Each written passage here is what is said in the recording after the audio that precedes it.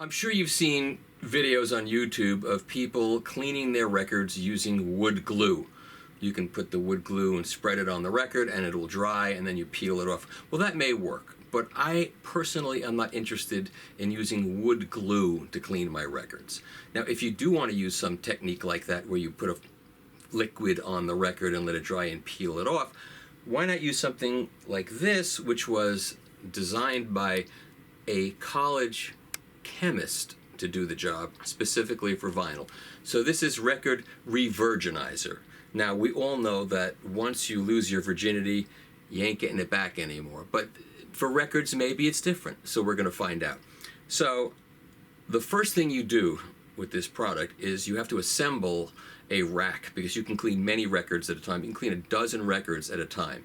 So to make a rack, you have, he supplies, whatever his name is, he supplies you with this spindle, and you're supposed to take an old record you don't care about. So, like, here's a record I really don't care about. It's in mint condition, but who cares? So I'm going to just take this, I'm only kidding. Of course, I'm not going to use that record. This record is priceless. I'm not going to use that. So actually, I've already assembled one of these racks, and here's what it looks like when it's assembled. And the next part of the process is to take a record you want to clean. Oh, you know, one thing I didn't do that you're supposed to do is you have to cut out these tabs. Oh, where are the tabs? See these little tabs? You have to cut these out. So we're going to take a break for 1 second, and I'm going to cut a few of these tabs out, and we'll be back with the magic of television. I'll be back instantly, but we're going to take a break right now. Okay, I've cut 2 tabs, which will be sufficient for what we're going to do. So let's get a record to clean. I happen to pull out, I've got lots of, this is Here They Come, Paul Revere and the Raiders, featuring Mark Lindsay. And we're going to clean this record. Of course, it's in a plain old paper sleeve. This is a original 1A pressing. It's dirty, and it's got stuff on it that I'm not sure is going to come off. But it definitely is a good, dirty record to clean. So the first thing you do is you put the bottom puck on this turntable here that they supply with for you, like that. Okay. And the next thing you do is you swig a little bit of this here, you swig a bit of it, and then you spit it all. No, you don't do that. I'm just kidding. And let's see. There you go. You fill up a shot glass, mate. This is from Australia, by the way. All right. There we go.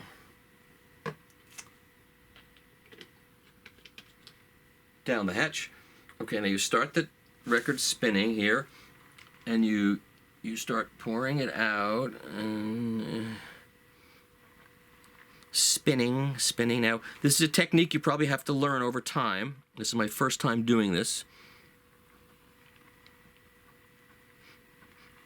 There. And now what you do, you can go to the website and look at their instructions because they're pretty particular, but you just take 2 fingers, mate, and you rub it in. Of course, wash your hands before you do this, for God's sakes.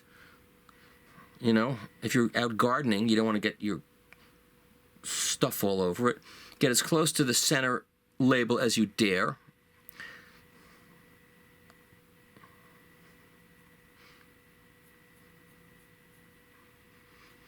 It has a really interesting texture, and it smells as if, you know, about 5 more sniffs, and I'm going to be having a good time. Okay, we're hoping that this product is not hallucinogenic or toxic to the lungs, because what is the value of having a whole collection of clean records after you're dead? You know what I'm saying? Okay, so it's a 2-finger thing, and we're getting there. Make sure you cover all of the records. You know, it takes longer to cover. Records got a lot of surface to cover. And for this side, at least, you don't worry about any dripping over to the other side, because you're going to clean the other side after a second or 6. Okay.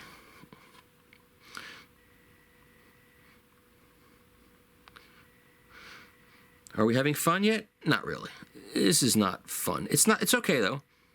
You know, this is something you want to do with dirty records. If it's moderately dirty, I don't think you want to do this. But let's see what the results are. You know, you could say, well, you should have played it first, then cleaned it, and then seen the difference. I'll leave that to the amateurs on YouTube. I'm not going to play this record, this dirty record, on my stereo. If you want to play dirty records on your stereo, feel free. Okay, now it's done. I think I've got the whole surface covered. I do. And now I'm going to take a tab, this kind of tab, not the kind that makes you fly around, like that. And now I'm going to take it off the spindle, and I'm going to turn it over to side 2, like this. And I'm going to make you watch me do it a second time, okay? Because I know if you're watching this at all, you have nothing better to do with your time than to watch this. If you can watch one side, you can watch the second side, don't you think? And believe me, if I have nothing better to do with my time than do this, then we're both in a lot of trouble. We are those lonely, introverted people. Did you read that They posted this ridiculous study on CNET about how a study in the UK shows that people who play vinyl are introverted, lonely people. You know, that is such crap. I have traveled all over the world. I've met record collectors in many countries. I don't want to say every country in the world, but many countries. And most of the people I've met, you know what? They're hardly introverted. They're hardly lonely. They are outgoing, gregarious people, and most of them are, that I've met anyway, are highly accomplished, high earners. So, you know, let's study. Maybe in the UK they're lonely, and maybe in the UK they are introverted, but that's the UK. Not here. Not in Japan. Not in Bulgaria. Not in France. And I have not been to a place where the record collectors I've met. And I know record collectors who are Pulitzer Prize winners, okay? I'm not going to mention any names. Pulitzer Prize winners, architects, I mean, award-winning people. In fact, I don't belong in the company of any of these people. The only way I intersect with any of these people is through vinyl. And so if you want to talk about something that's been, you know, beneficial to my life, it's been vinyl in every sense of the word.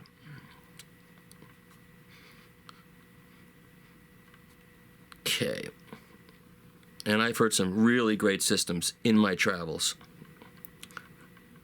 I met great people and drank incredible wine. I mean, in Bulgaria, I spent time with an architect who whipped out bottles of Guidalberto, which is the second growth Sassicaia, Italian, if you know any of that stuff. One thing I'm noticing is you have to be careful not to get any of this goo on the label.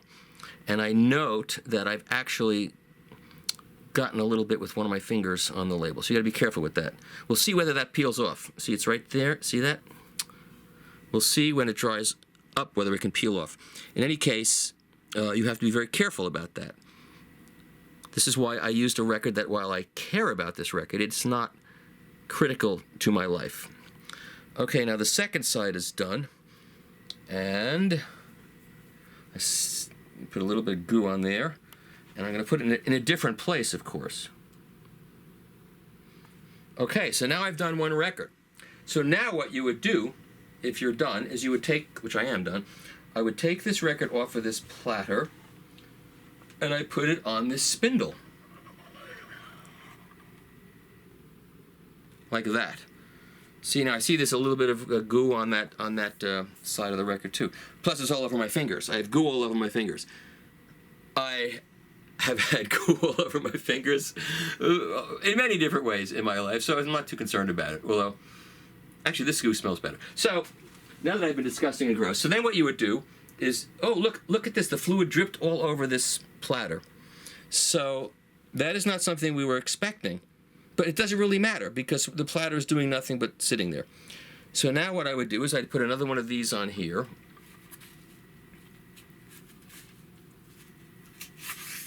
And do another record. But I'm not going to do another. It's the same thing all over again. So I'm not going to do another record. What I'm going to do is stop now, wash the goo off my hands, wait for this to dry. I have to read about how long it takes to dry. Then I'll come back, and through the miracle of television, it'll be like a split second. It'll be like deja vu all over again, all over again, all over again. And we'll peel it off and see how it works, okay? So I'll see you in a minute. Okay. I know what you're thinking. I screwed up, and I did screw up, but I'm going to show it to you because I believe in showing you what happens, even if I screw up. So I screwed up because I didn't put the second puck on top to protect the label area. And the guy that invented this was watching that and going, what did you do? You messed up. So I'm going to clean another record and do it the right way this time. And then you'll be able to see both being cleaned. Okay, so this is Joe Jackson's Jumpin' Jive on A&M Records. And this was mastered at A&M Records. I can tell it's dirty. It's got crud all over it. So, again, I'm putting it down on here, but this time I'm putting the puck on it. That protects the label. Okay? But this puck is really tight. It's going to be fun getting it off. But, okay, we'll see. So now that protects the label. That's what I should have done before. But, again, this is the first time I've ever done this. So fine. Okay? So sue me. Okay, now...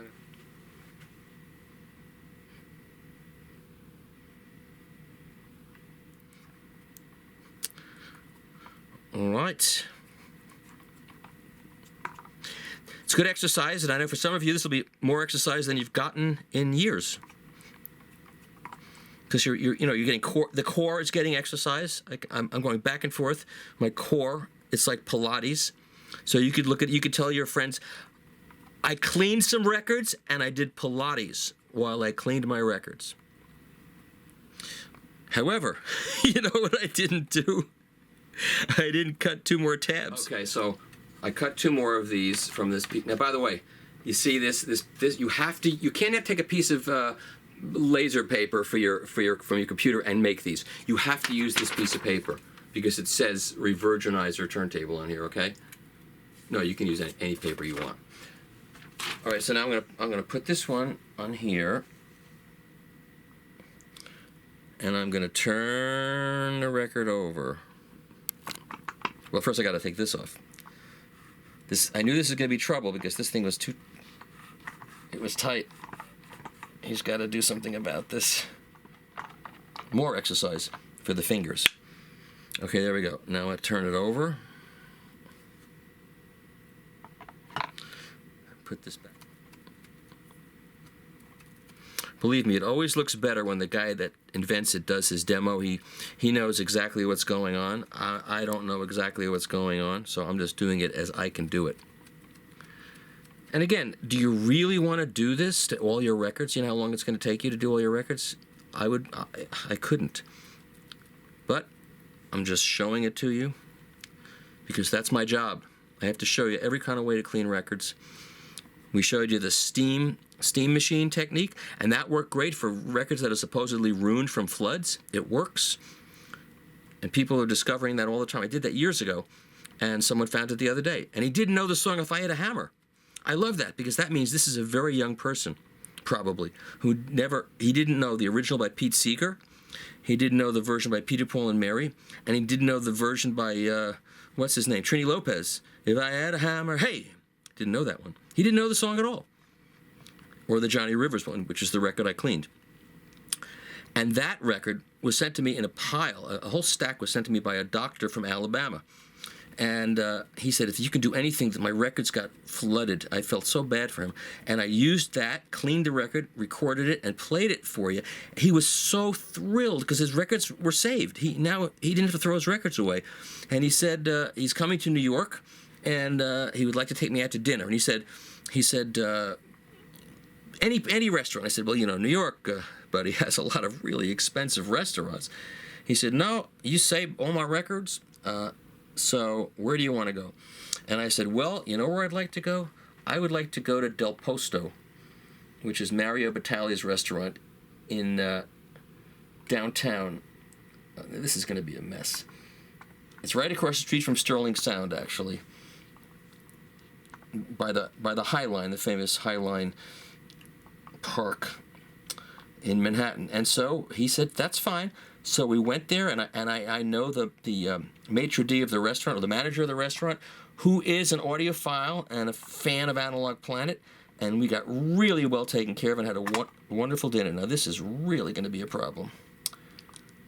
But I'm showing it to you because this is what happened. And I think what you have to do if you're going to buy one of these things, you absolutely you absolutely have to ream out.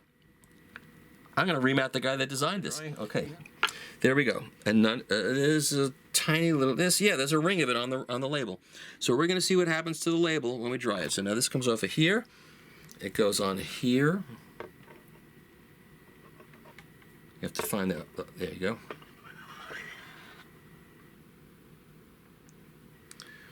Okay, so there are 2 records on there now. I've got a handful of goo again, and we'll come back as soon as this dries.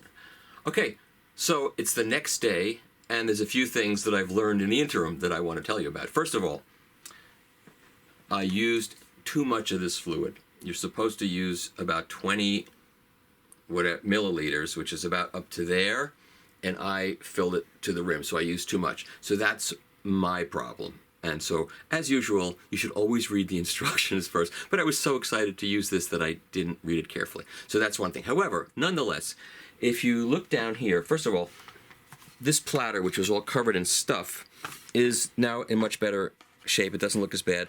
And these little bits of this material peels off pretty easily. But here's an interesting thing. So these are the 2 records that we cleaned. One of them dripped off, and it's still kind of tacky a day later. So again, I'm saying that I used too much. That's my fault. But this appears to be dry a day later, and we're gonna peel. So here's what it looks like, and we're gonna peel this back and see what happens. Wow, looky there. Oops.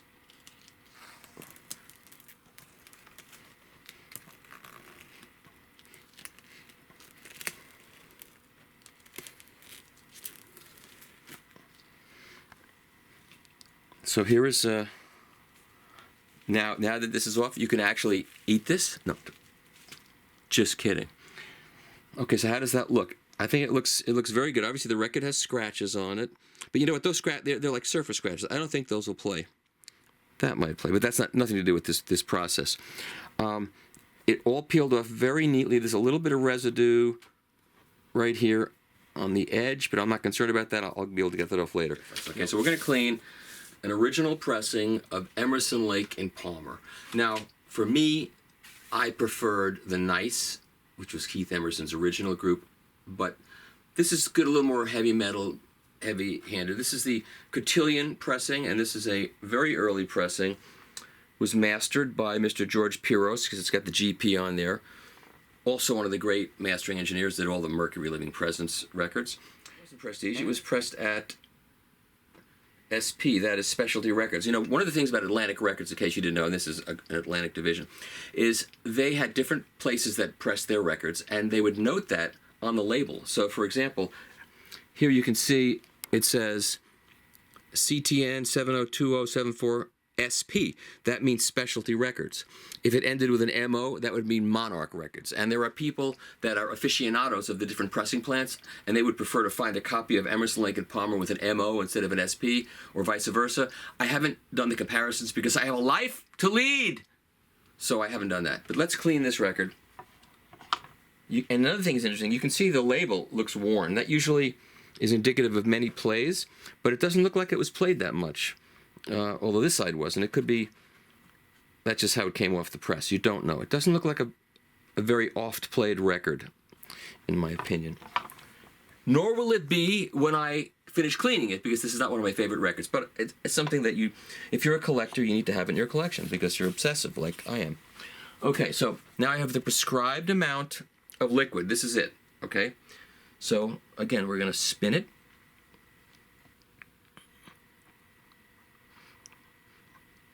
And we're going to apply it. Now, yesterday, we found that the top side peeled away much more easily than the bottom side, and the bottom side actually dripped off the record and made a mess. But that could be because we used too much. This time we're using the exact amount as the instructions say. Okay, that takes care of this side.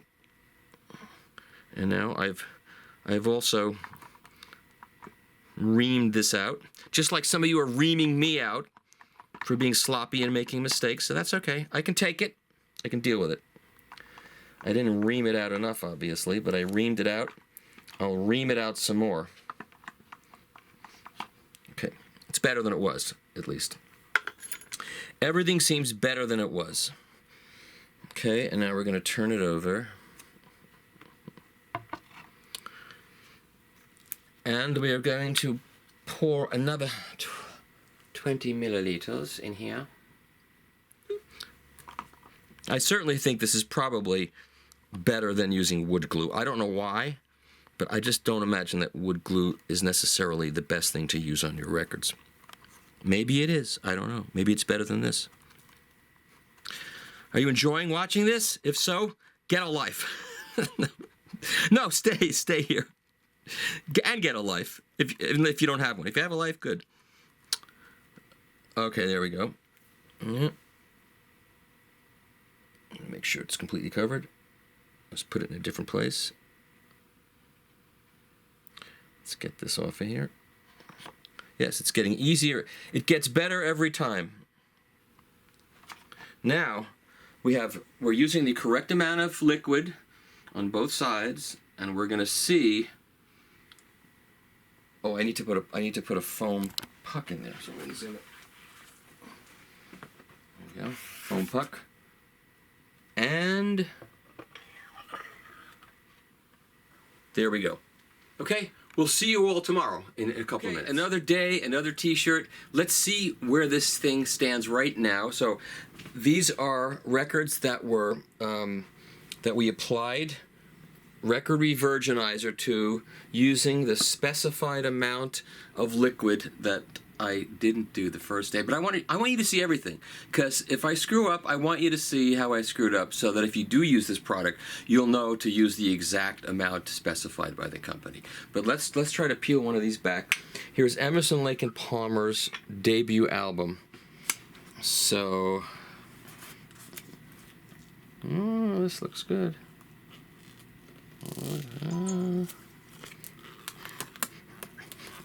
It's leaving a little bit of a little bit by the lead-in groove area, but let's see. It looks nice, doesn't it? There's a little bit.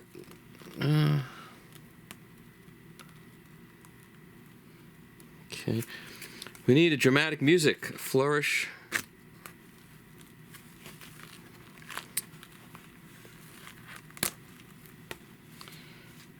Okay, so it's come off. There's you know, the little bit that's left over does seem to peel off very easily. So a little left here on the label. So you got to look carefully to make sure nothing's left. There's a little bit left by the label. You know, you wonder whether you really want to be doing this to like your prized records, because you got it. There's some left over there. But let's see, all around the edge.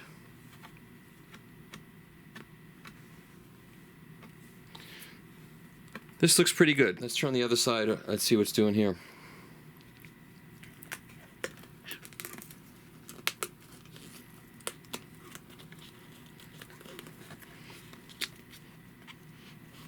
It's certainly going better today than it did the other day when I used the wrong amount of stuff.